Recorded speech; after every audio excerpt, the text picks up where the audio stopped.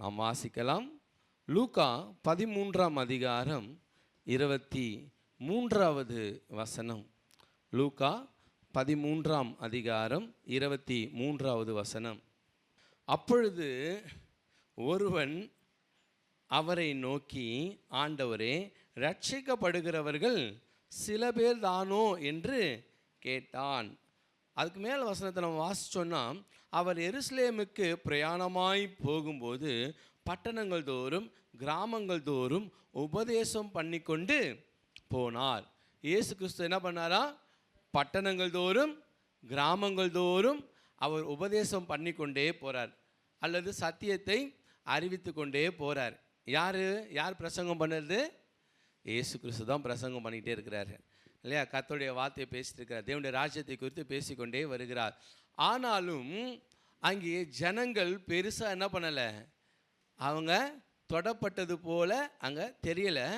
அப்போ அங்கே கூட வந்தவர்களை ஒருத்தன் ஆண்டவரை பார்த்து கேட்குறான், ஆண்டவரே, ரட்சிக்கப்படுகிறவர்கள் சில பேர் தானோ என்று கேட்டான். ஆமென். ஆண்டவரே, ஒரு சிலர் மட்டும்தான் ரட்சிக்கப்படுவாங்களா? இன்றைக்கி கூட நிறைய பேர் என்ன பண்ணுறாங்க, அந்த கேள்வி நிறைய பேருக்குள்ளே இருக்குது இல்லையா? இவ்வளோ பேர் இருக்கிறோம் இந்த சபையில், இதில் எத்தனை பேர் என்ன பண்ண போகிறோம்? பரலோகத்துக்கு போக போகிறோம். என்ன பாஸ்டர் இப்படி ஒரு கேள்வி கேட்டுட்டீங்க? நம்ம எல்லோரும் என்ன பண்ணுவோம்? குடும்பமாக நம்ம எல்லாரும் தேவனுடைய சமூகத்தில் இருப்போம் அப்படின்னு நம்ம விசுவாசிக்கிறோம். ஆமென், ரைட். ஆனால் அதுக்கு முன்னாடி நம்ம எல்லோரும் ரட்சிக்கப்படணும். ஆமென். எல்லாம் என்ன பண்ணணும்? ரட்சிக்கப்படணும்.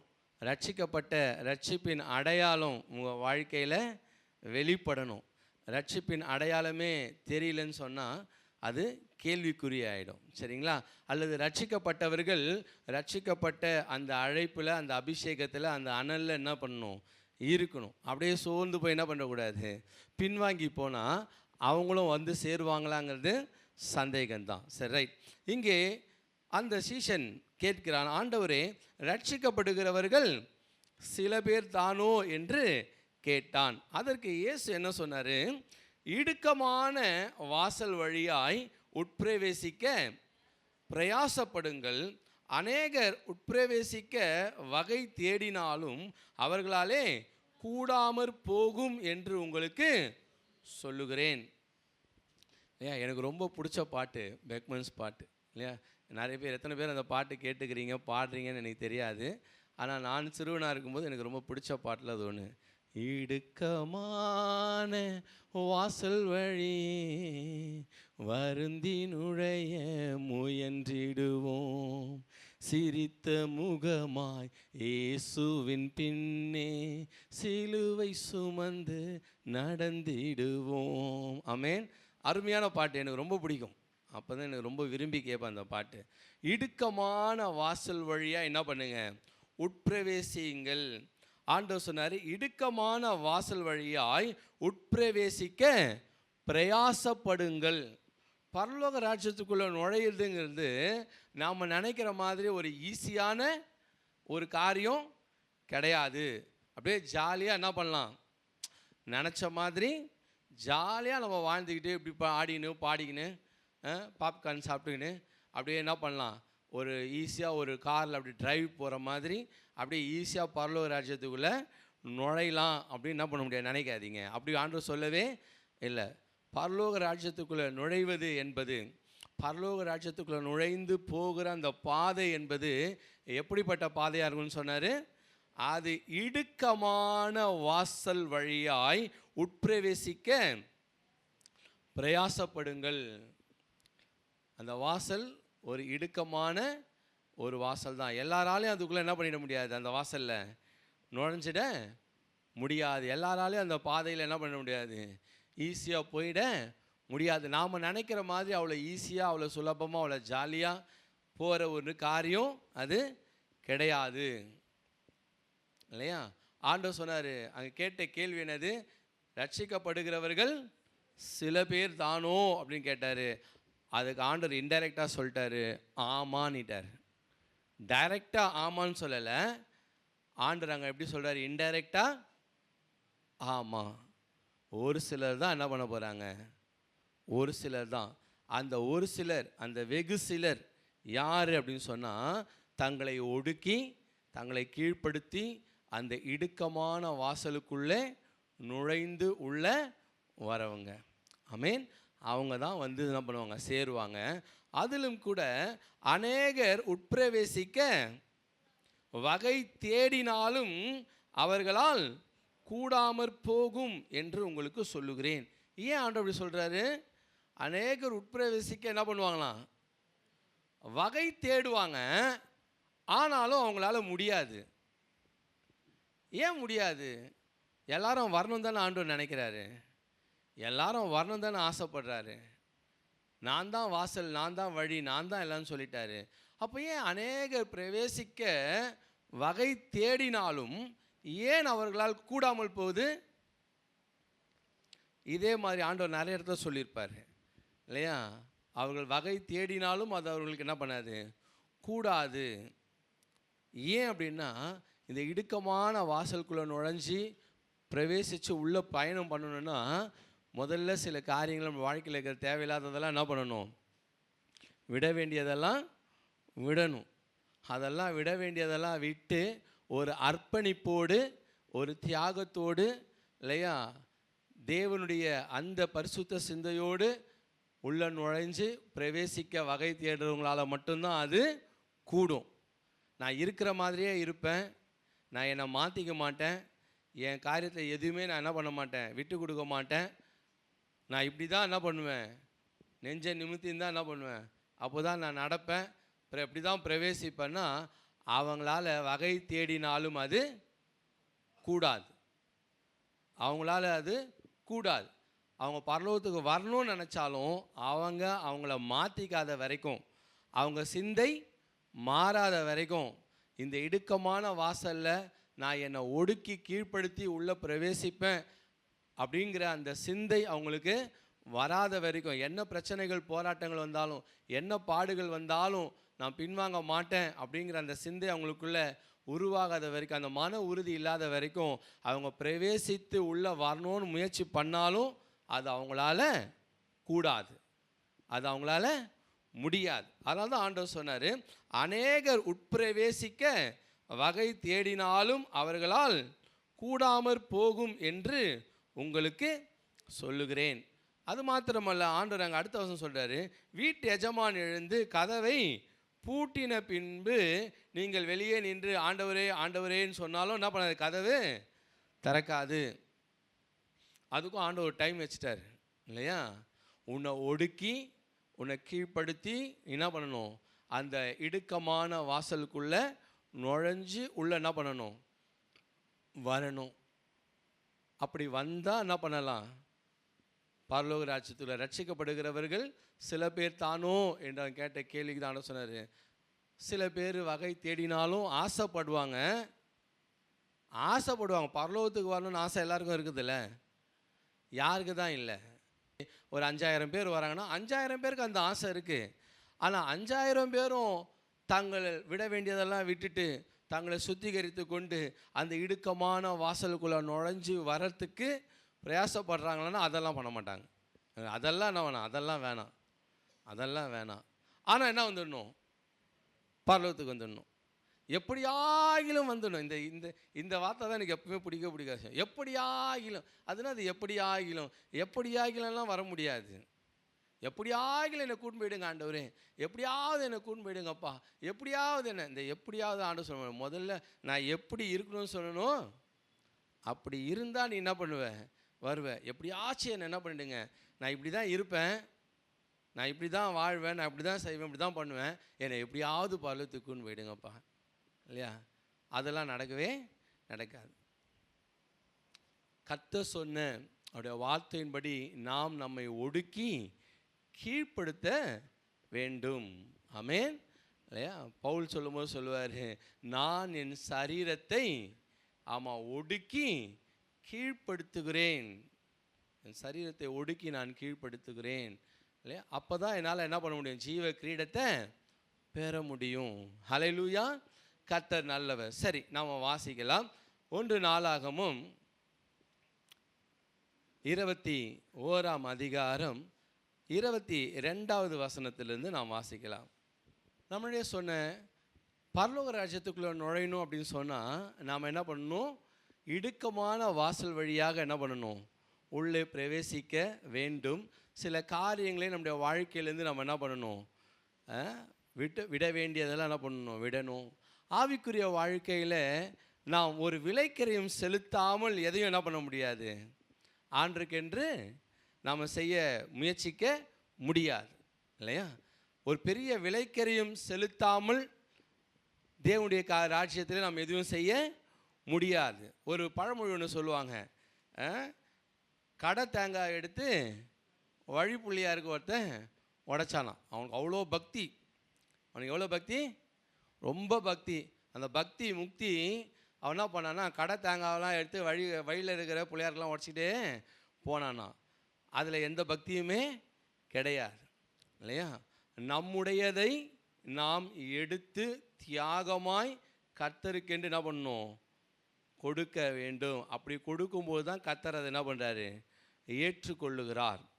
நம்முடையதை நாம் ஒரு தியாகத்தோடு ஒரு விலைக்கிரயத்தோடு எடுத்து கொடுக்கும்போது தான் கர்த்தருடைய சமூகத்தில் அது என்ன பண்ணப்படும்? அங்கீகரிக்கப்படும். ஆவிக்குரிய வாழ்க்கையில் நம்மை ஒடுக்கி நம்ம என்ன பண்ணுறோம்? உள்ளே பிரவேசிக்கிறோம். ஒரு விலைக்கரையும் செலுத்தாமல் நம்ம ஆவிக்குரிய வாழ்க்கையில் ஆண்டவருக்கு பிரியமாக என்ன பண்ண முடியாது? வாழ முடியாது. எதுவாக இருந்தாலும் சரி. தாவீது யார்? ஒரு ராஜா. தாவீது ஒரு ராஜா.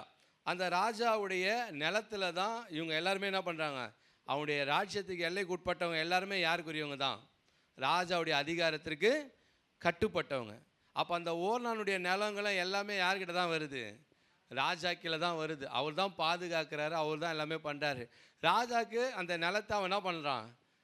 ஐயா, நீங்கள் இலவசமாக என்ன பண்ணுங்க, எடுத்துக்கொள்ளுங்கள், உங்களுக்கு இல்லாததா நிலத்தை தரேன், விறகை தரேன், மாடை தரேன், உங்களுக்கு எல்லாமே தரேன், நீங்கள் என்ன பண்ணுங்க, பலி செலுத்துங்க, கர்த்தருக்கு தானே.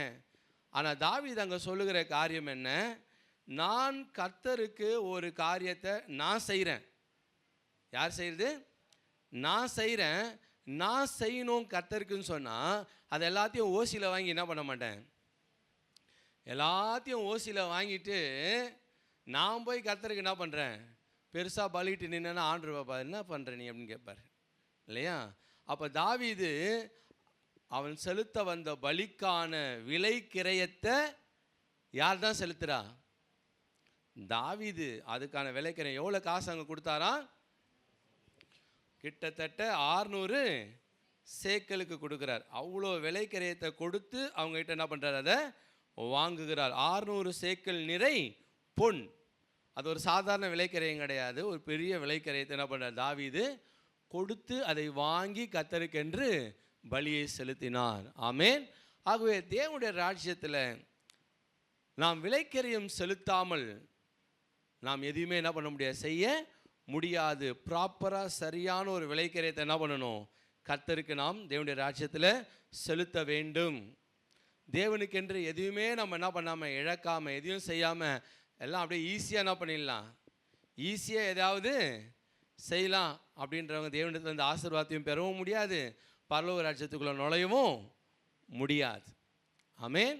பரலோக ராஜ்யத்துக்குள்ளே நுழையணும்னு சொன்னாலும் இடுக்கமான வாசல் வழியாக தான் என்ன பண்ணணும்? இடுக்கமான வாசல் வழியாக தான் உள்ளே நுழைஞ்சு தான் பரலோக ராஜ்யத்துக்குள்ளே போகணும். தேவனுடைய ராஜ்யத்தில் தேவன் செய்த நன்மைக்கு ஈடாக அல்லது தேவனுக்கு நாம் எதையாகிலும் ஒன்று செலுத்த வேண்டும், தேவனுக்கு நாம் எதையாவது ஒன்று கொடுக்கணும் அப்படின்னு சொன்னாலும் அதுலேயும் என்ன இருக்கணும்? ஒரு விலைக்கரையும் இருக்கணும். இங்கே பலி கொடுக்கறதுல தாவீது என்ன பண்ணுறாரு? ஒரு விலைக்கரையத்தை கொடுத்தான்னு பார்த்தோம். நம்முடைய அன்றாட ஆவிக்குரிய வாழ்க்கை எடுத்துக்கும். நம்முடைய தனிப்பட்ட ஆவிக்குரிய வாழ்க்கையில் நாம் தேவனுக்கென்று செய்கிற ஒரு காரியத்தில் அதில் என்ன இருக்கணும்? ஒரு விலைக்கரையும் இருக்கணும். நம்ம கையிலேருந்து நம்முடைய ஏதாவது ஒரு விலைக்கரையத்தை அதில் என்ன பண்ணணும்? அது நம்முடைய பொருளாக இருக்கலாம், நம்முடைய நேரமாக இருக்கலாம் இல்லையா, நம்முடைய உழைப்பு, சரீர உழைப்பாக இருக்கலாம். நம்ம நேரமும் அதில் கலந்துருக்குது. என்னுடைய நேரத்தையும் என்னுடைய உழைப்பையும் நான் என்ன பண்ணியிருக்கிறேன்? கொடுத்துருக்கிறேன். விலைக்கரையமாக நான் என்ன பண்ணியிருக்கிறேன்? செலுத்தியிருக்கிறேன். நான் கண்ணீரோடு ஜெபித்து ஒரு விலைக்கரையம் என்ன பண்ணியிருக்கிறேன்? நான் செலுத்தியிருக்கிறேன். என்னுடைய செல்வத்தை நான் ஒரு விலைக்கரையமாக என்ன பண்ணியிருக்கிறேன்? செலுத்தி இருக்கிறேன். என்னுடைய தாளந்துகளை நான் என்ன பண்ணியிருக்கிறேன், நான் கொடுத்துருக்கிற ஆண்டவருடைய ராஜ்யத்திற்கு ஏதோ ஒன்று, ஒரு விலைக்கரையும் தேவனுடைய ராஜ்யத்தில் நம்ம செலுத்தாமல் நம்ம எதுவுமே என்ன பண்ண முடியாது, தேவனிடத்திலிருந்து பெற்றுக்கொள்ள முடியாது. தேவனுக்கென்று ஏதாவது நம்ம செய்யணும்னா அதுக்கான ஒரு விலைக்கரையத்தை நம்ம என்ன பண்ணணும், செலுத்தணும். தேவன் நமக்காக ஒரு பெரிய விலைக்கரையத்தை சிலுவையில் என்ன பண்ணியிருக்கிறாரு, அவர் கொடுத்திருக்கிறார் இல்லையா? நான் முன்னாடியே எல்லாரும் கேட்குற கேள்வி தான், ஏன் கடவுள் பரலோகத்தில் இருந்து கொண்டே நம்முடைய பாவத்தெல்லாம் மன்னிச்சிருக்க முடியாதா அப்படின்னு எல்லாரும் கேட்பாங்க. ஆனால் பாவத்தின் சம்பளம் மரணம். அதற்கான விலைக்கரையத்தை இயேசுவே என்ன பண்ணார், தேவகுமாரனே, தேவன் என்ன பண்ணுறாரு, தன்னுடைய சொந்த குமாரனையே இந்த பூமிக்கு அனுப்பி பாவத்தின் சம்பளமாகிய அந்த மரணம் என்கிற அந்த விலைக்கிரயத்தை அவர் சிலுவையில் கொடுத்து தான் நம்மளை என்ன பண்ணியிருக்கிறாரு, மீட்டார். சும்மா ஒன்று நம்மளை என்ன பண்ணலை, சும்மா ஒன்று நம்மளை மீட்டெடுக்கலை. அந்த மரணத்திற்கான விலைக்கிரயத்தை அவர் என்ன பண்ணார், சிலுவையில் அவர் செலுத்தினார். அவர் செலுத்தி தான் நம்மளை மீட்டெடுத்தார். ஆகவே ஆவிக்குரிய வாழ்க்கையிலும் கூட, தேவனுடைய ராஜ்யத்தில், பரலோக ராஜ்யத்திலும் கூட நாம் எந்த ஒரு விலைக்கரையும் செலுத்தாமல் எந்த ஒரு பெரிய ஆசீர்வாதங்களையும் நன்மைகளையும் நம்ம என்ன பண்ண முடியாது, பார்க்க முடியாது. ஒரு பெரிய நன்மை, ஒரு ஆசீர்வாதம், ஆவிக்குரிய ஆசீர்வாதமாக இருந்தால் அது எதுவாக இருந்தாலும் சரி, நாம் அதற்கு ஒரு விலைக்கரையத்தை என்ன பண்ணணும், செலுத்த வேண்டும். ஏதோ ஒன்று இலவசமாக ஈஸியாக ஒன்று வாங்கி, தாவீதுக்கு அது ஈஸியாக தான் இருந்திருக்கும் இல்லையா? எல்லாம் நம்ம தான்ப்பா, நம்ம நாடு, நம்ம ஜனங்க, நம்ம ஊர், நான் போய் அவனை அடித்து கிடிச்சு பிடிங்கி என்ன பண்ணலை, வாங்கலை. அவனா முன் வந்து என்ன பண்ணன்றான், அவனா உற்சாகமாக வந்து தரேன்னு சொன்னான் இல்லையா? சரிப்பா சந்தோஷம் கொடுப்பா அப்படின்னு வாங்கி என்ன பண்ணல, இலவசமாக வாங்கி இலவசமாக ஒரு காரியத்தை அவன் செஞ்சுட்டு போகலை. ஈஸியாக என்ன பண்ணல, செய்யலை. அது ஆண்டவருக்கு பிரியம் இருக்காது என்பது தாவீதுக்கு நல்லாவே தெரியும். அப்படி நான் இலவசமாக வாங்கி இலவசமாக ஒரு காரியத்தை செஞ்சுட்டு ஒரு விலைக்கரையமும் இல்லாமல் ஒரு காரியத்தை நான் கர்த்தருக்காக செய்வேன்னா கர்த்தர் அதில் பிரியப்பட மாட்டார் இல்லையா? சில பேர்லாம் சும்மா வந்து உக்காந்துட்டு சும்மா எழுந்து போகிறது அப்படிலாம் கிடையாது. ஒரு விலைக்கரையும் என்ன பண்ணுறேன், நான் செலுத்துகிறேன். என்னால் முடிந்ததை ஏதோ ஒன்று நான் என்ன பண்ணுறேன், நான் தேவனுடைய ராஜ்யத்துக்காக நான் செய்கிறேன். தேவனுடைய ராஜ்யத்துக்காக என்னால் முடிஞ்ச ஏதோ ஒரு விலைக்கரையத்தை நான் என்ன பண்ணுவேன், என்னால் என்ன முடியும், எவ்வளோ ஜெபிக்க முடியுமோ அவ்வளோ ஜெபிப்பேன். என்னால் முடிஞ்சதை நான் கொடுப்பேன். என்னால் முடிஞ்ச சரீரத்தில் என்ன பண்ணுவேன், என்னால் முடிஞ்சதை நான் செய்வேன். என்னால் முடிஞ்ச அளவுக்கு நான் சுவிசேஷ ஊழியத்தை செய்வேன். என்னுடைய விலைக்கரையத்தை நான் என்ன பண்ணுவேன், செலுத்துவேன் இல்லையா? யாருடையதோ ஒன்றில் நான் என்ன பண்ண மாட்டேன், யாரோ ஒருத்தர் எடுத்து கொடுத்ததில் நான் ஜாலியாக உட்காந்து என்ன பண்ண மாட்டேன், இருக்க மாட்டேன். ஆமென். கர்த்தர் நல்லவர். தேவனுடைய ராஜ்யத்துக்குள்ளே பிரவேசிக்க வேண்டுமானால் நாம் சில விலைக்கரையங்களை செலுத்த வேண்டும். எதெல்லாம் இழக்க வேண்டுமோ அதெல்லாம் நம்ம என்ன பண்ணணும், இழக்கணும். எதெல்லாம் நம்ம வாழ்க்கையிலேருந்து அகற்றணுமோ அதெல்லாம் அகற்றணும். எதெல்லாம் தேவன் உள்ளே நுழைவதற்கு தடையாக இருக்குது, இதெல்லாம் எடுத்து போடுன்னு சொல்கிறாரோ அதெல்லாம் நம்ம வாழ்க்கையிலேருந்து எடுத்து போட்டால் தான் அந்த இடுக்கமான வாசலுக்குள்ளே என்ன பண்ண முடியும், நுழைய முடியும். அதெல்லாம் வச்சுக்கினே நீங்கள் நுழைஞ்சு உள்ளே போகலான்னு நினச்சிங்கன்னா உள்ளே நுழைஞ்சு போக முடியாது. அப்படி உள்ள நுழைய முடியாது. அநேகர் முயற்சி செய்தாலும் அதில் பிரவேசிக்க முடியாமல் போகிறது.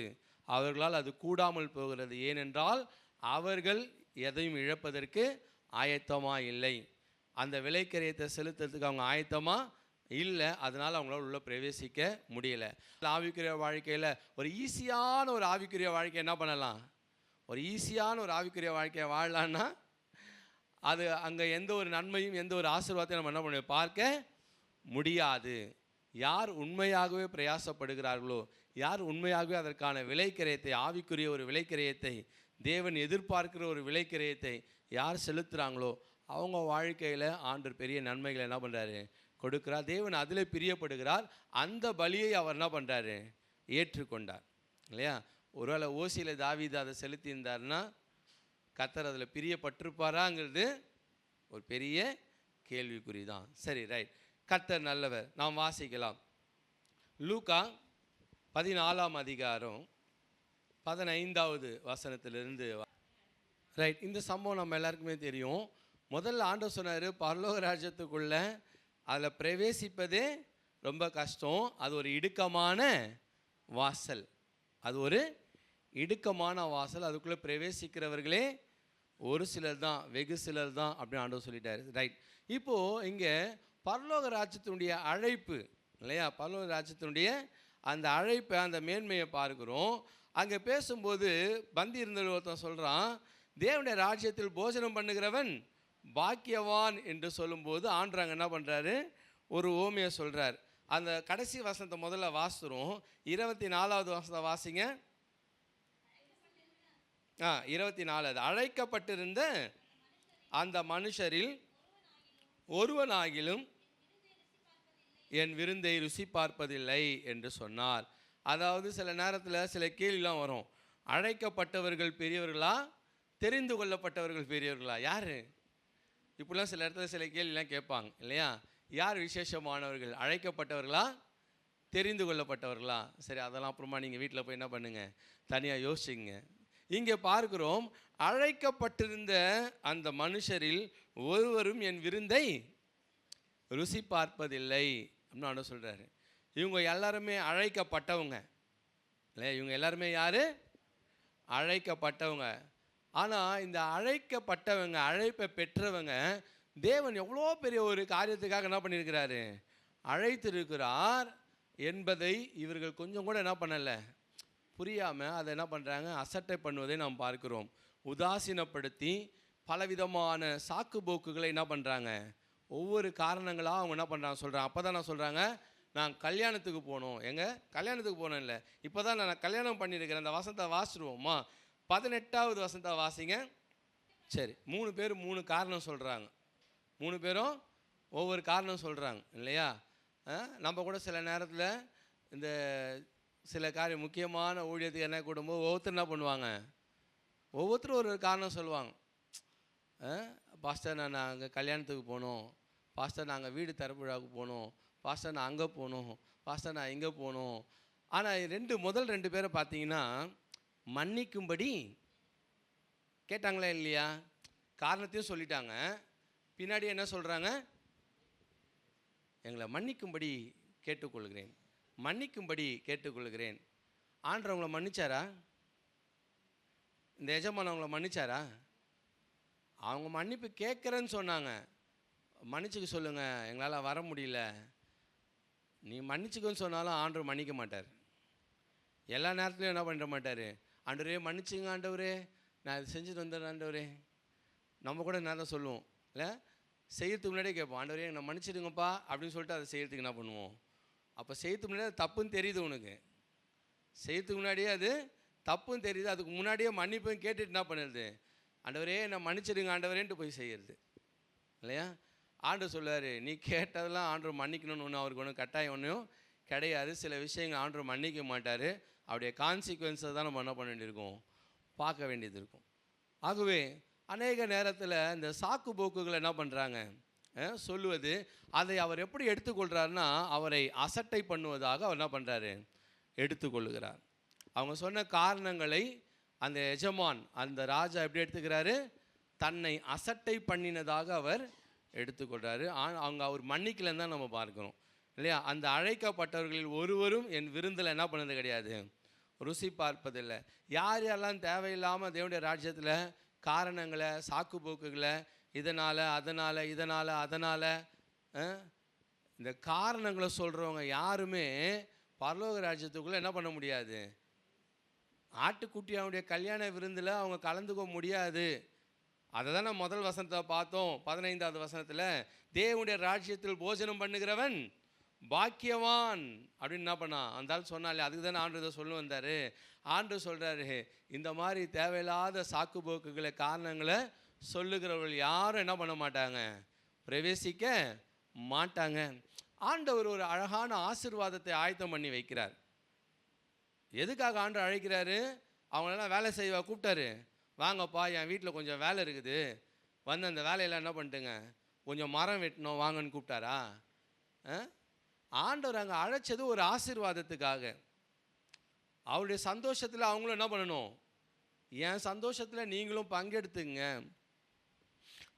அப்படிப்பட்ட ஒரு சந்தோஷத்திற்கு, ஒரு ஆசீர்வாதத்திற்கு, ஒரு நன்மைக்காக தான் ஆண்டவர் என்ன பண்ணுறாரு, அழைக்கிறாரு. ஒரு நன்மைக்காக ஆண்டவர் அழைக்கிறாரு, ஒரு ஆசீர்வாதத்துக்காக அழைக்கிறாரு. ஆனால் அவங்க எல்லாரும் என்ன பண்ணுறாங்க? சாக்கு போக்குகளை சொல்கிறாங்க. எல்லாரும் ஒரு காரணத்தை சொல்கிறாங்க.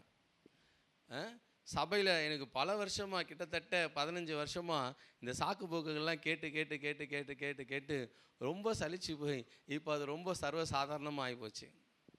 ரொம்ப வருஷமாக கேட்டதுனால இப்போ எனக்கு அது ரொம்ப சாதாரணமாகி போச்சு. ரைட், ஓகே, ஆமாம், அப்படி தான் சொல்லுவாங்க, ரைட் அப்படின்னு சொல்லி அதை கடந்து போகிற ஒரு நிலைமைக்கு வந்துட்டேன் இல்லையா?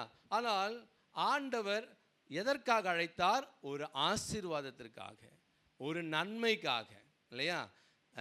ஏர் மாடு வாங்கினோமா அந்த மறுநாள் என்ன பண்ணலாம்? ஓட்ட முடியாதா? அன்றைக்கே தான் அதை பண்ணி ஆகணுமா? சில பேர் சொல்லுவாங்க சில காரணங்கள். நான் கேட்பேன், சிஸ்டர் அதை இன்றைக்கே தான் பண்ணி ஆகணுமா? ஏன் அதை நாளைக்கு பண்ண முடியாதா? இல்லை ஒரு நாள் முன்னாடி பண்ண முடியாதா? அதை காலையில் பண்ண முடியாதா? அதை மாற்றி செய்ய முடியாதா?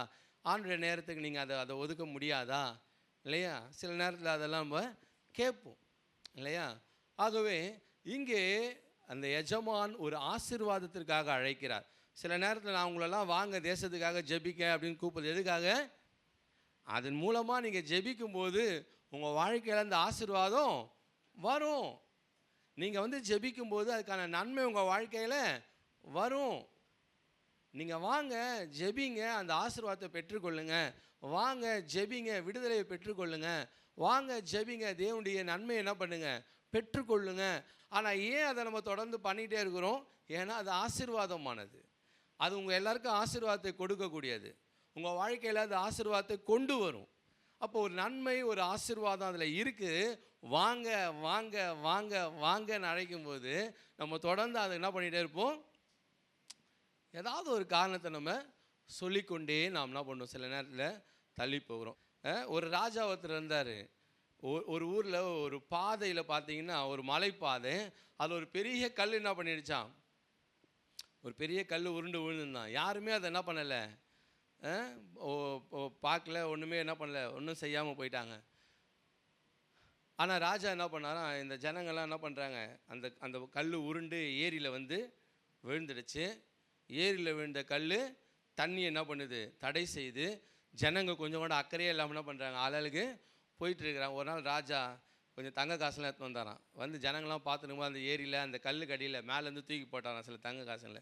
அதை அந்த ஏரியில் ஒன்று உடனே எல்லோரும் குச்சி என்ன பண்ணுறாங்க, இந்த கல்லை பெரட்டு, அந்த கல்லை பெரட்டு, இதை பெரட்டு, அதை பெரட்டு. கடைசியில் அந்த ஒரு தங்க காசையும் எடுக்கிறதுக்கு கடைசியில் அங்கே இருந்த எல்லா கல்லும் வெளியேறி அந்த ஆறு, அந்த ஏரி என்ன ஆகிடுச்சான், சுத்தமாகிடுச்சான். சில நேரத்தில் ஆண்டவர் என்ன பண்ணுறாரு, சில பிரச்சனைகள் நம்ம பார்க்குறோம் இல்லையா? அந்த பிரச்சனைகளுக்கு பின்பதாக, அந்த பிரச்சனைக்கு அடியில் கர்த்தர் சில ஆசீர்வாதங்களை வச்சுருப்பார். ஆமென். நிறைய பேருக்கு அது தெரியல. நிறைய பேர் அந்த ஆசீர்வாதத்தை என்ன பண்ணுவாங்க, பிரச்சனைன்னு பார்த்து என்ன பண்ணுறாங்க, நமக்கு எதுக்குப்பா இந்த பிரச்சனை அப்படின்ட்டு போவாங்க. உண்மையிலே யார் அந்த பிரச்சனையை சந்தோஷமாக ஆண்டவருக்காகன்னு வந்து எடுக்கிறாங்களோ அவங்களுக்கு அது அடியில் என்ன இருக்கும், அதுக்கு அடியில் கர்த்தர் சில ஆசீர்வாதங்களை வச்சிருப்பார். ஆமென். கர்த்தர் நல்லவர். இங்கே அழைக்கப்பட்டவர்கள் என்ன பண்ணுறாங்க, வரலை. அழைக்கப்பட்டவர்கள் வராத போது ஒரு குறிப்பிட்ட நேரம் ஆனதுக்கப்புறமா ஆண்டவர் சொல்கிறாரு, இனி அவங்களுக்கு என்ன கிடையாது, இனி அவங்க அதில் உள்ள இந்த விருந்துக்குள்ளே என்ன பண்ண முடியாது, வர முடியாது. இனி அவர்கள் இதற்குள்ளே பிரவேசிக்க முடியாது. அந்த இடுக்கமான வாசல் ஓமையிலையும் ஆண்டவர் தான் சொன்னார். குறிப்பிட்ட நேரம் முடிஞ்ச உடனே அவர் என்ன பண்ணுவார், வீட்டு எஜமான் எழுந்து என்ன பண்ணுவார், கதவை அடைப்பார். இந்த ஓமையிலையும் என்ன சொல்கிறாரு, அந்த நேரம் முடிஞ்சிருச்சு அவங்களுக்குன்னு அவர் கொடுத்த அந்த கிரேஸ் டைம் முடிஞ்ச உடனே இனிமேல் யாரும் என்ன பண்ண மாட்டாங்க, உள்ளே பிரவேசிக்க மாட்டாங்க. அவள் யாரும் ருசி பார்ப்பது இல்லை. பரலோக ராஜ்யத்துக்குள்ளே இவங்க என்ன பண்ண மாட்டாங்க, நுழைய மாட்டாங்க. அழைக்கப்பட்டவர்கள், இவங்க அழைக்கப்பட்டவர்கள் தான். இவங்களுக்கு முன்னாடியே ஒரு அழைப்பு என்ன பண்ணிட்டாரு, கொடுத்துட்டாரு. கடைசியாக இன்னொரு அழைப்பு என்ன பண்ணிட்டாரு, கொடுத்துட்டாரு. ஆனாலும் அவர்கள் அதற்கு பாத்திரவான்களாய் இல்லை. அதற்கு அவங்க பாத்திரவான்களாய் இல்லை. ஆகவே அவங்க அதுக்குள்ளே என்ன பண்ண முடியாது, பிரவேசிக்க முடியாது. நம்ம எல்லாரையும் கர்த்தர் அழைத்திருக்கிறார். ஆனாலும் நாம் அதற்கு பாத்திரவான்களாக என்ன பண்ணணும், நடந்து கொள்ள வேண்டும். சாக்கு போக்குகளை நாம் சொல்லி கொண்டு இருந்தோம். ஏதாவது காரணங்களை சொல்லி சொல்லி சொல்லி சொல்லி நம்ம ஆணுடைய மனசை வேதனைப்படுத்தணுன்னா ஆண்டவர் சொல்லுவார், இவங்கெல்லாம் உள்ளே வர்றதுக்கு எனக்கு விருப்பமே இல்லை, இவங்கெல்லாம் யாரும் இனிமேல் உள்ளே வர தேவையில்லை. ஆனால் முன்னாடி அவர் தான் அழைச்சார். நம்ம என்ன சொல்லுவோம், அவர் தானே அழைச்சார் அவர் தான். ஒரு தடவைக்கு 2 தடவை அழைச்சார். ஆனால் சாக்கு போக்கு சொல்கிறவங்கள அவருக்கு எப்பவுமே என்ன பண்ணாது, பிடிக்கவே பிடிக்காது இல்லையா? அதனால் அவங்கள என்ன பண்ணுறாரு, ரைட் அவங்களாம் வெளியவே இருக்கட்டும், அவங்க என்ன செய்கிறாங்களோ அது என்ன பண்ணிட்டோம் செய்யட்டோம்னு சொல்லிட்டார். சரி, கடைசியாக ஒரு சின்ன சம்பவத்தை மாத்திரம் நம்ம தியானித்து நாம் முடிக்கலாம். லூக்கா 10ஆம் அதிகாரம் 30வது வசனத்தை நம்ம வாசிக்கலாம். போதும். இங்கே அந்த 29வது வசனத்தை நாம் வாசிக்கும்போது, அவன் தன்னை நீதிமான் என்று காண்பிக்க மனதாய் இயேசுவை நோக்கி. இப்போது ஒருத்தன் வந்து நான் அவன் இயேசுக்கிட்ட தன்னை யாருன்னு காண்பிக்க விரும்புகிறான், தன்னை நீதிமான்னு காண்பிக்க விரும்புகிறான். நம்ம எல்லாருமே அப்படி தான் நினைக்கிறோம் இல்லையா? நம்ம எல்லாருமே நம்மளை எப்படி நினைக்கிறோம், நீதிமான் அப்படின்னு நம்ம நினைக்கிறோம். நல்லது, நம்ம எல்லாருமே ஆவிக்குரிய விதத்தில் கர்த்தர் நம்மளை என்ன பண்ணியிருக்கிறாரு, பரிசுத்தமாக்கி இருக்கிறாரு, நீதிமான்களாக மாற்றி இருக்கிறாரு. ஆனால் நீதிமான்கள் மாதிரி நம்ம என்ன பண்ணணும், நடந்துக்கணும். சரியா?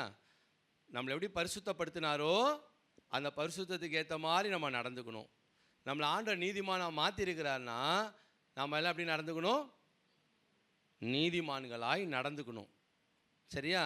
வெறும் லேபிள் மட்டும் நீதிமான்னு இருக்கக்கூடாது. உள்ள பக்கத்தை திருப்பினாலும் ஒரு பக்கமும் எப்படியா இருக்கணும், லேபிளில் வந்து சயின்ஸ் புக்குன்னு இருக்கும், சயின்ஸ் நோட்டுன்னு இருக்கும். உள்ளே எந்த பக்கத்தை திருப்பி பார்த்தாலும் ஒன்றுமே இருக்காது, எல்லாம் எம்டியாக இருக்கும், காலியாக இருக்கும். அது சயின்ஸ் நோட்டா? அது ஒரு வெத்து நோட்டு இல்லையா? அப்படி இருக்கக்கூடாது. நம்ம நீதிமான்னா நம்முடைய வாழ்க்கையினுடைய ஒவ்வொரு பகுதியிலும் நடக்கையிலும் நாம் நீதிமான்களாக இருக்க நாம் பழக வேண்டும். ரைட். இப்போது ஒருத்தன் வரான், தன்னை நீதிமான்னு ஆண்டு முன்னாடி என்ன பண்ண நினைக்கிறான், காட்ட விரும்புகிறான் இல்லையா? நம்ம எல்லாருமே ஆண்டு முன்னாடி நீதிமான்களாக நிற்க நம்ம என்ன பண்ணுறோம், விரும்புகிறோம். உடனே ஆண்டவர் என்ன பண்ணுறாரு, ஒரு கதை சொல்கிறார். ஆண்டவர் ஒரு கதையை சொல்கிறார். நீ உன்னை நீதிமான் என்ன பண்ணுற நினைக்கிற, உன்னை எனக்கு முன்னாடி நீதிமானாக காட்டிக்க நீ விரும்புகிற. சரி, ரைட், ஓகே. ஒரு சின்ன கதையை சொல்கிறாரு. அங்கே நம்ம எல்லாருக்கும் தெரிந்த இந்த நல்ல சமாரியன் கதை தான். ஒரு மனிதன் என்ன பண்ணுறான், புறப்பட்டு போகிறான். எருசலேம்லேருந்து எரிகோவுக்கு நோக்கி என்ன பண்ணுறாரு, போகிறான். கள்ளர் கையில் அவன் அகப்படுகிறான். அவன் என்ன பண்ணுறாங்க, அடித்து ஒன்றுமில்லாமல் அவன் என்ன பண்ணுறாங்க, விட்டுட்டு போகிறாங்க. அங்கே முதல்ல யார் வராரு, அப்பொழுது தற்செயலாய் ஒரு ஆசாரியன் அந்த வழியாய் வந்து அவனை கண்டு பக்கமாய் விலகி போனான். முதல்ல யார் வரா, அந்த பக்கம் ஆசாரியன் வராரு.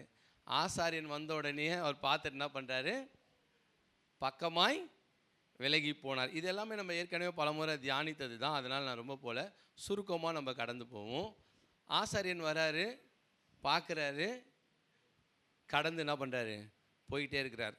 நம்ம ஏற்கனவே பார்த்துருக்கோம், பல காரணங்கள் இருக்கலாம். ஆசாரியன் காயப்பட்ட அல்லது மரித்தவர்களால் தன்னை என்ன பண்ணிடக்கூடாது, தீட்டுப்படுத்தக்கூடாது. தீட்டுப்படுத்திட்டு அவர் 7 நாள் என்ன பண்ண முடியாது, ஊழியம் செய்ய முடியாது. தன்னை சுத்திகரித்து கொள்ள வேண்டும். அதற்காக தனியாக பல சடங்குகளை என்ன பண்ணணும், செய்யணும். தன்னுடைய ஊழியம் தடைப்படும். பலவிதமான காரியங்களை அவர் யோசிச்சிருக்கலாம். ஆனால் ஆண்டவர் அதெல்லாம் ஏற்றுக்கினாரான்னு நமக்கு தெரியாது. அவன் அப்படி யோசிச்சிருப்பான் நம்ம நினைக்கிறோம். அவர் பார்த்து என்ன பண்ணுறாரு, கம்முன்னு விலகி போகிறான் இல்லையா? ரெண்டாவது அந்த பக்கம் யார் வரா, ஒரு லேவியனும் என்ன பண்ணுறான், அந்த இடத்திற்கு வந்து அவனை கண்டு பக்கமாய் விலகி போனான். இவங்க 2 பேருமே ரொம்ப பக்தி உள்ளவங்க இல்லையா? நம்ம ஒரு சில வாரங்களுக்கு முன்பாக தான் ஒரு சில வசனங்கள் நம்ம தியானித்தோம். உங்களுக்கு ஞாபகம் இருக்கும்னு நினைக்கிறேன். தேவன் பலியை அல்ல இரக்கத்தையே விரும்புகிறார். ஆமென். ஆமாம். Not the law but love, grace. தேவன் பலியை அல்ல இரக்கத்தையே விரும்புகிறார். நம்ம ஸ்ட்ரிக்டாக சில விஷயத்தை என்ன பண்ணுவோம், அப்படியே சட்டம், லா, ரூல் அப்படி இங்கே எதுவுமே கிடையாது. Everything based on grace and love இல்லையா? லா இருக்குது, ஆனால் அது கூட என்னவும் இருக்குது, லவ்வும் கிரேஸும் இருக்குது. சரி, ரைட். இங்கே பார்க்கும் பொழுது இந்த ஆசாரியனும் இந்த லேவியனும் நேராக என்ன பண்ணுறாங்க, சட்டத்தின்படி அவர்கள் நடந்து கொள்கிறாங்க. அவங்க பார்த்து என்ன பண்ணுறாங்க, விலகி போனார்கள். சில நேரத்தில் நாமும் கூட என்ன பண்ணுறோம், ஆசாரியர்களைப் போல லேவியரைப் போல நம்ம வேலை உண்டு நம்ம உண்டு என்ன பண்ணக்கூடாது, போகக்கூடாது. ஏன்னா முடிக்கும்போது ஆண்டவர் சொன்னார், இந்த 3 பேரில் யார் அவனுக்கு பிறனாய் இருந்தான் அல்லது நண்பனாய் இருந்தான், யார் அவனுக்கு நல்லவனாய் இருந்தான் என்று கேட்கிறார் இல்லையா. சில நேரத்தில் நாம் கூட என்ன பண்ணுறோம், நாம் உண்டு நம்ம வேலை உண்டுன்னு சொல்லி என்ன பண்ணுவோம், அப்படியே ஒதுங்கி பார்த்துட்டு ஐயோ பாவம், பார்த்துட்டு ஐயோ பாவம் அப்படின்னு சொல்லி என்ன பண்ணக்கூடாது, ஒதுங்கி போக கூடாது. அந்த லேவியனை போல அந்த ஆசாரியனை போல நம்ம ஒதுங்கி போக கூடாது. 3ஆவதாக வந்தவன் என்ன செஞ்சான், அதை வாசிங்க. ரைட், இந்த முதல் வார்த்தை மட்டும்தான் ரொம்ப முக்கியமானது. இந்த முதல் வார்த்தை இருந்துச்சுன்னா மற்ற எல்லாம் தானாகவே வந்துடும். அது என்னது, மனதுருகி. மனதுருகி. முதல் 2 பேரும் வந்தாங்கல்ல, இவங்க 2 பேரும் மனது உருகலை. இவங்க 2 பேரும் வந்தாங்க, பார்த்தாங்க, ஐயோ பாவம்னு சொல்லிட்டு என்ன பண்ணிட்டாங்க, போயிட்டாங்க. 3ஆவது வந்தவனை குறித்து ஆண்டவர் சொல்லும்பொழுது, அவன் வந்தான், பார்த்தான், மனது உருகினான். ஆமேன். இந்த மனது உருக்கம் தான் நமக்குள்ளே வேணும். நமக்குள்ளே இந்த மனதுருக்கம் வந்துச்சுன்னா மற்றதெல்லாம் தானாகவே நடக்கும். ஆமேன். மற்றதெல்லாம் யாரும் சொல்லணும்னு அவசியமே இல்லை. அந்த சமாரியனுக்கு கூட வந்து யாரும் என்ன பண்ணலை, சொல்லலை, இதை செய்ப்பா அதை செய்ப்பா, அப்படி பண்ணுப்பா அப்படி பண்ணுப்பா. அவன் மனது உருகினான், அவனே என்ன பண்ண ஆரம்பித்தான், எல்லாமே செய்ய ஆரம்பித்தான் இல்லையா. அவன் இறங்கி என்னென்னலாம் பண்ணான் நமக்கெல்லாம் தெரியும் இல்லையா. கிட்ட வந்து அவனுடைய காயங்களில் எண்ணெயும் திராட்சரசமும் வாத்து, அவனுடைய காயங்களை என்ன பண்ணுறாரு, காயங்களை கழுவுறார் இல்லையா. அந்த சமாரியன் சும்மா வேலை வெட்டி இல்லாமல் சும்மா போயிட்டு இருந்தான்னு கிடையாது. நம்ம எல்லாருக்கும் தெரியும், அந்த காலத்தில் இந்த கழுதையில் போகிறதுங்கிறது ஒரு பெரிய, அதாவது இந்த காலத்தில் ஒரு பிஸ்னஸ் மேன் வச்சுக்குமே, ஒரு பிஸ்னஸ் மேன் வந்து அப்படியே காரில் போயின்னு இருக்கிறாரு. ஒரு பிஸ்னஸ் மேனு காரில் போயிட்டுருக்கிறாரு. போயிட்டுருக்கிறவர் திடீர்னு ஒருத்தர் ரோட்டில் அடிபட்டு ரத்தத்தை விழுந்து கிடக்கிறான்.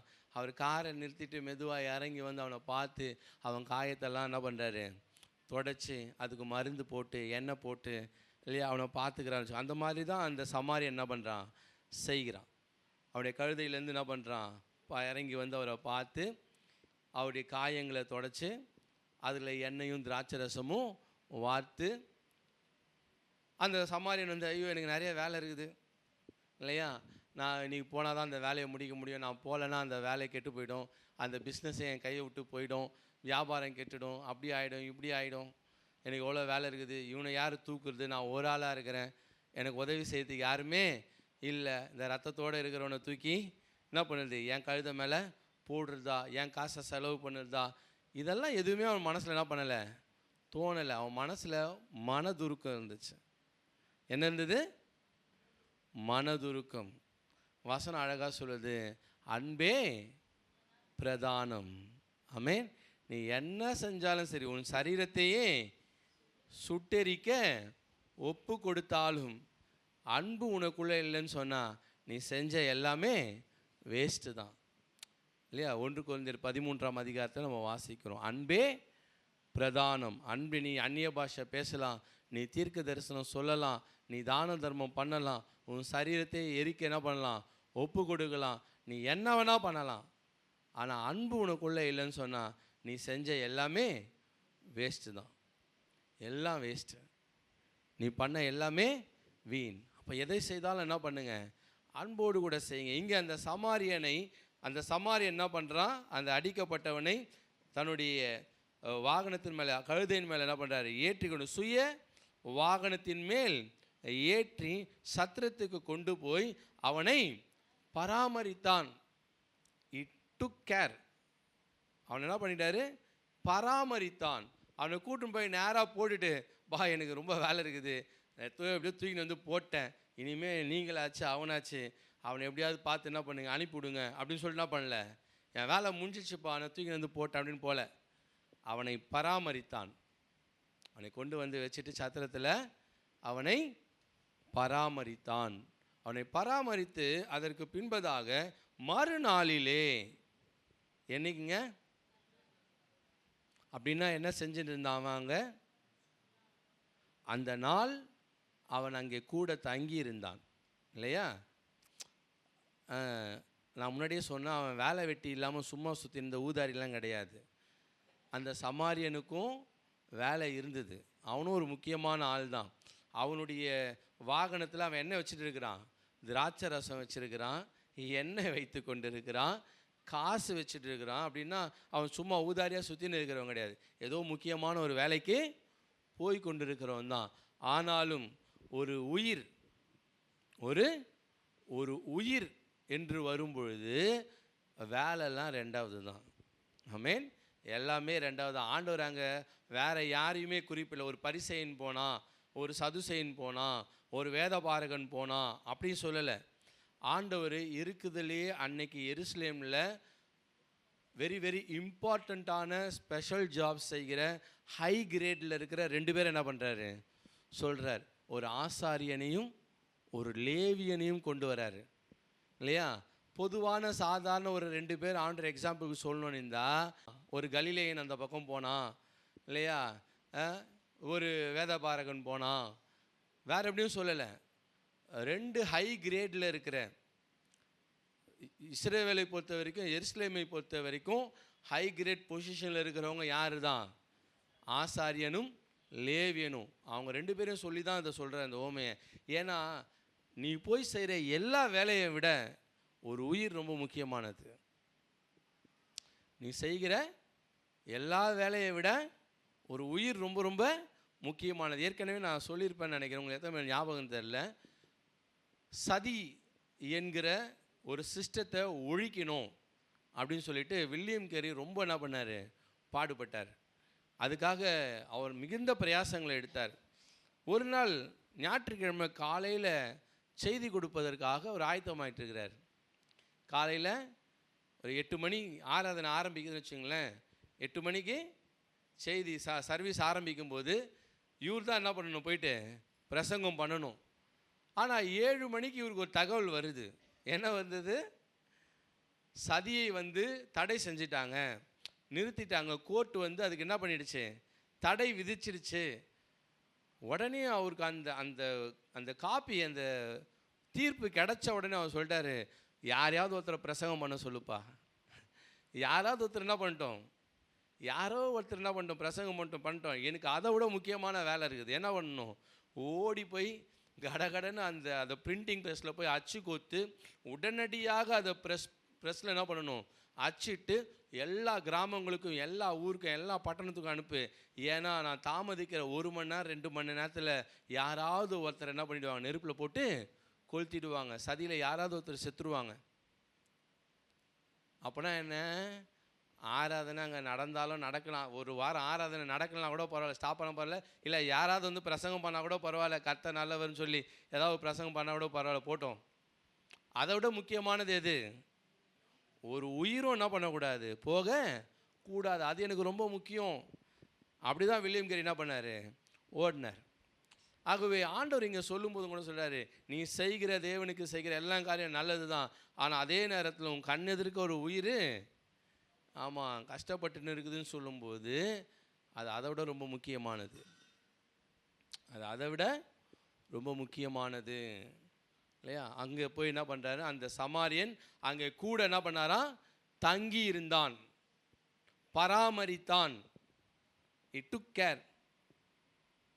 திரும்ப சத்திரத்தில் போட்டுட்டு அவன் பாட்டுன்னு போயினே இல்லை. நல்லா புரிஞ்சுங்க. சத்திரத்தில் போட்டால் அவன் பாட்டு அவன் வேலையை பார்த்துன்னு போனான். அவன் இருந்தான், இருந்து பராமரித்தான். அவனால் முடிஞ்ச அளவுக்கு பராமரிச்சுட்டு மறுநாள் எழுந்து என்ன பண்ணுறான்? அவன் போகிறான் இல்லையா? மறுநாள் எழுந்து போகும்போது கூட அவன் என்ன சொல்லிட்டு போகிறான்? மறுநாளில் தான் புறப்படும் பொழுது 2 பணத்தை எடுத்து சத்திரத்தான் கையில் கொடுத்து, நீ இவனை விசாரித்துக்கொள். இந்த 2 பணம் அப்படின்னும் போது நம்ம என்ன நினைப்போம்? ஓ 2 ரூபா கொடுத்துட்டு போனான் போல இருக்குது. அப்படியா? 2 பணம்னா என்னது? 2 ரூபாவா? சரி, ஆண்டவர் தனக்காகவும் பேதுருக்காகவும் வரி கட்ட சொன்னார்ல, எத்தனை பணம் கட்ட சொன்னார்? போய் தூண்டில் போடுப்பா, ஒரு மீன் பிடி, அது வாயில் ஒரு வெள்ளி பணம் இருக்கும், அதை எடுத்துன்னு போய் என்ன பண்ணு, உனக்கும் எனக்கும் வரி கட்டுப்பான்னு சொன்னார் இல்லையா? அப்போது இது வெள்ளி பணமாக என்ன பண்ண 2 பணம்னு சொல்லிட்டார் ஆண்டவர் இல்லையா? அங்கே பார்க்கும்போது அந்த ஒரு வெள்ளி பணம் 2 பேருக்கும் வரி கட்டுவதற்கு போதுமானதாக இருந்ததுன்னா அது எந்த அளவுக்கு இருந்திருக்கும் அந்த பணம். சரி, இங்கே 2 பணம் என்ன பண்ணுறாரு, கொடுத்துட்டு போகிறாரு. இவனை நல்லா பார்த்துக்க, ஒரு வேளை இதுக்கு மேலே அதிகமாக தேவைப்பட்டாலும் நான் திரும்பி வரும்போது என்ன பண்ணுவேன், நான் கொடுப்பேன், நான் தேவைகளை என்ன பண்ணுறேன், சந்திக்கிறேன். ஸோ இங்கே பார்க்கும்போது தன்னுடைய சரீர உழைப்பை அவன் கொடுக்குறான், தன்னுடைய நேரத்தை கொடுக்குறான், தன்னுடைய பணத்தை கொடுக்குறான், மனதுருக்கம் இருக்கிறான், அங்கேருந்து சேவை செய்கிறான். உட்காந்து அவன் காயங்களை எல்லாம் கழுவி அந்த காயங்களை எண்ணெய் வார்த்து திராட்சை ரசம் வார்த்து அவனால் முடிஞ்சதெல்லாம் என்ன பண்ணுறான், அவன் செய்கிறான். ஆண்டவர் அதை சொல்லிட்டு சொன்னார், இப்போ இந்த 3 பேரில் யார் சிறந்தவங்களாக இருக்கிறாங்க? அவனுக்கு யார் இரக்கம் காட்டின அந்த சமாரியனே. ஆமென். ஆகவே இன்றைக்கும் கூட நாம் அப்படிப்பட்ட இரக்கம் உள்ளவர்களாக என்ன பண்ணணும், இருக்கணும். இரக்கமுள்ளவர்களாய் நாம் இருக்கணும். இரக்கமுள்ளவர்கள் பாக்கியவான்கள், அவர்கள் இரக்கம் பெறுவார்கள். ஆமென். ஆகவே நாம் இரக்கமுள்ளவர்களாய் இருக்க வேண்டும் என்று ஆண்டு என்ன பண்ணுற சொல்ல, செய்வது எல்லாமே நல்லது தான். ஆனால் அதை விட முக்கியமான காரியம் என்னது, ஒரு மனதுருக்கம். தேவையுள்ள மக்களை பார்த்து நம்ம ஒதுங்கி போக கூடாது. தேவன் அதை ஒருபோதும் என்ன பண்ண மாட்டார், விரும்ப மாட்டார். அவனாவது பரவாயில்ல, யார் தெரியாதவன், சமாரியனுக்கும் அவனுக்கும் எந்த அறிமுகமும் கிடையாது. ஆனால் நம்ம தெரிஞ்சவங்களுக்கே அப்படி என்ன பண்ணக்கூடாது, நம்ம பார்த்துட்டு பார்க்காம போயிடுவோமா? தெரிஞ்சவங்க யாராவது அந்த மாதிரி இருந்தால் பார்த்துட்டு பார்க்காம போயிடுவோமா? போக மாட்டோம் இல்லை, இருந்து நம்ம என்ன பண்ணுவோம், செய்வோம். ஆகவே நிச்சயமாக நமக்குள்ளே என்ன இருக்கணும், ஒரு மனதுருக்கம் இருக்க வேண்டும். விலைக்கிரயம் செலுத்தாமல் நாம் எந்த நன்மையும் என்ன பண்ண முடியாது, பெற முடியாது. இந்த சமாரியன் செலுத்தின விலைக்கிரயம் என்ன விலைக்கிரயம் செலுத்தினார்? தன்னுடைய எண்ணெயை, தன்னுடைய திராட்சை ரசத்தை, தன்னுடைய பணத்தை, தன்னுடைய கழுதையை, தன்னுடைய நேரத்தை எல்லாத்தையுமே ஒரு விலைக்கிரயமாக அவன் என்ன பண்ணான், செலுத்தினான்.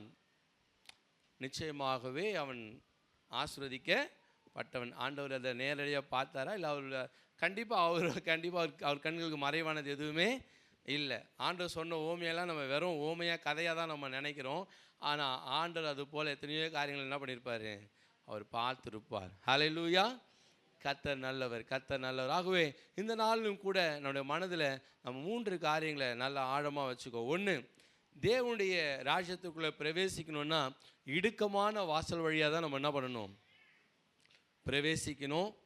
இடுக்கமான வாசல் வழியாக பிரவேசிக்கணும்னா நாம் சில காரியங்களை நம்ம வாழ்க்கையிலேருந்து என்ன பண்ணி தான் ஆகணும், அகற்றியாக வேண்டும். சில காரியங்களை விட வேண்டிய காரியங்களை நாம் விட வேண்டும். சில காரியங்களை நம்ம என்ன பண்ணணும், உதறி தள்ள வேண்டும். அப்போ தான் அந்த இடுக்கமான வாசல் வழியாக உள்ள பிரவேசிக்க முடியும். தேவனுடைய ராஜ்யத்தில் தேவன் நமக்காக வைத்திருக்கிற ஆசீர்வாதங்களை நாம் பெற்றுக்கொள்ள வேண்டும் என்றால் நாம் அழைக்கப்பட்டவர்களாக இருந்தாலும் கூட தேவனுடைய அழைப்பை நாம் என்ன பண்ணணும், அழைத்த அழைப்பை உணர்ந்தவர்களாக, அழைப்பின் மேன்மையை புரிந்தவர்களாக நம்ம என்ன பண்ணணும், செயல்படணும். சும்மா எல்லாத்துக்கும் என்ன பண்ணினே இருக்கக்கூடாது, சாக்கு போக்குகளை சொல்லினே இருக்க கூடாது. ஆன்லைன் ப்ரேயருக்கு ஏதாவது ஒரு காரணம், உபவாச ஜபத்துக்கு ஏதாவது ஒரு காரணம், ஒவ்வொரு ஊழியத்திற்கும் ஏதாவது ஒரு காரணம் அப்படின்னு சொல்லி நம்ம எல்லாத்துக்கும் ஒரு காரணம் சொன்னால் கடைசியில் நம்ம பரலோகத்துக்கு வரக்கூடாததுக்கும் ஆண்டவர் ஒரு காரணத்தை என்ன பண்ணுவார், சொல்லுவார். இப்படிப்பட்ட நியாயமான காரணம் இருப்பதினாலே நீ பரலோகத்துக்குள்ளே என்ன பண்ணக்கூடாது, நீ வரக்கூடாது என்று சொல்லி அவர் ஒரு நியாயமான காரணத்தை என்ன பண்ணுவார், சொல்லிடுவார். ஆகவே நாம் எல்லாவற்றிற்கும் காரணங்களை சொல்லுகிறவர்களாக இருக்க கூடாது.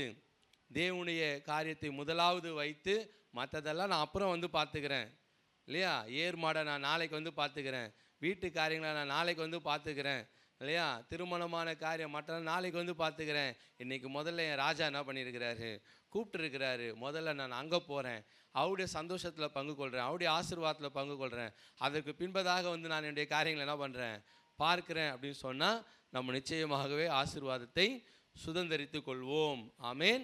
ஆகவே தேவன் நமக்கு வைத்திருக்கிற நன்மைகளை சுதந்திரித்து கொள்ளும்படி நாம் என்ன பண்ணணும்? காரணங்களை, சாக்கு போக்குகளை நாம் அகற்றிவிட வேண்டும். மூன்றாவதாக தேவன் விரும்புகிற ஒரு காரியம், நாம் மனதுருக்கமுடையவர்களாக இருக்க வேண்டும்.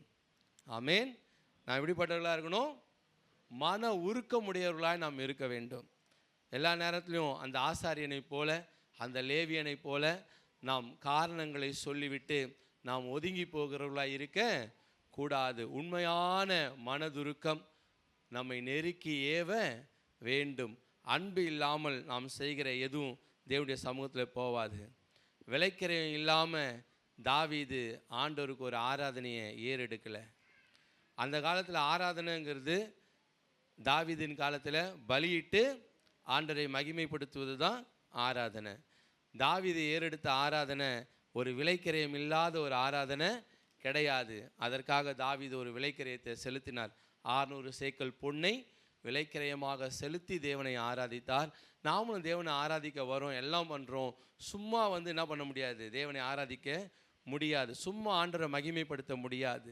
நம்முடைய வாழ்க்கையில் சில காரியங்களை நாம் இழந்து, சில காரியங்களை தேவனுக்காக கொடுத்து, சில காரியங்களை தேவனுக்கென்று அர்ப்பணித்து நாம் தேவனை ஆராதிக்கும் போது தான் அது தேவனுடைய பார்வையில் அங்கீகரிக்கப்பட்டதாக இருக்கும்.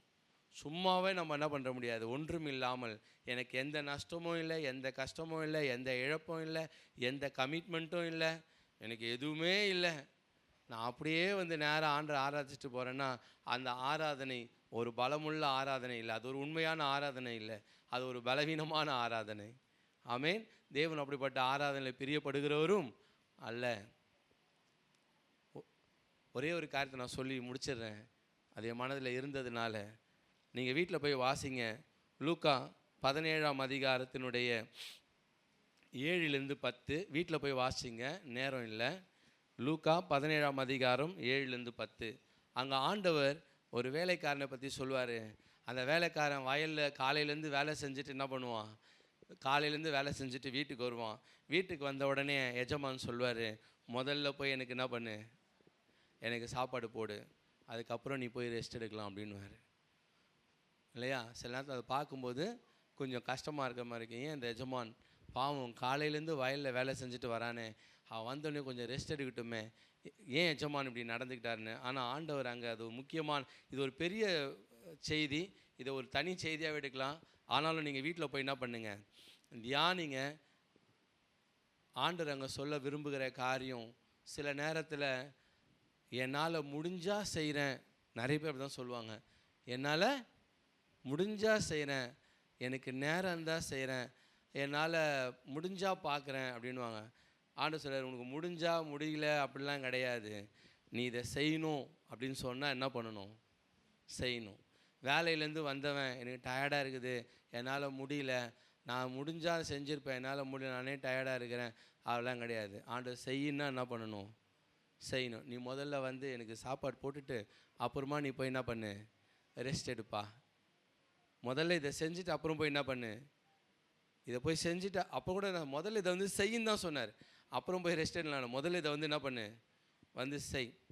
சில நேரத்தில் நம்ம கூட சில நேரத்தில் வேலையெல்லாம் முடிச்சுட்டு டயர்டாக வரும், வீட்டுக்கு டயர்டாக இருப்போம். ஆண்டவர் சொல்லுவார், சரி இருக்கட்டும், நான் சொல்கிற முக்கியமான வேலையை என்ன பண்ணு, செய். அப்பா எனக்கு டயர்டாக இருக்குது, முதல்ல நான் சொன்னதை என்ன பண்ணு, செய். சில நேரத்தில் ஆண்டவர் நம்மளை அப்படி தான் என்ன பண்ணுவார், நடத்துவார். ஆனால் அப்படி யார் அதுக்கெல்லாம் கீழ்ப்படுகிறாங்களோ ஆண்டவர் அவங்களை நிறைவாக ஆசீர்வதிப்பார். ஆமேன். எனக்கு டயர்டாக இருக்குது ஆண்டவர்னு சொல்லிட்டு காதை பொத்தின்னு என்ன பண்ணிடலாம், நீங்கள் நல்லா காதை பொத்தின்னு டைட்டாக இதை அடைச்சிக்கின்னு எனக்கு டயர்டாகுது நான் அப்புறம் பார்த்தேன்னு போய் படுத்துக்கலாம். ஆனால் நம்ம நன்மைகளை இழந்துருவோம், ஆசீர்வாதங்களை இழந்துருவோம்.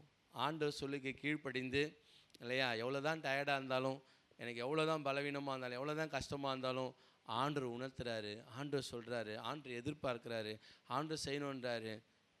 நான் எழுந்து என்ன பண்ணுறேன், போய் செய்கிறேன் அப்படின்னு எழுந்து போய் நம்ம செய்யும்போது தான் ஆண்டவர் நம்ம பிரியமாக இருந்து நம்மை ஆசீர்வதிப்பார். ஆமேன். கர்த்தர் நல்லவர். நாம் கண்களை மூடி ஜெபிக்கலாம்.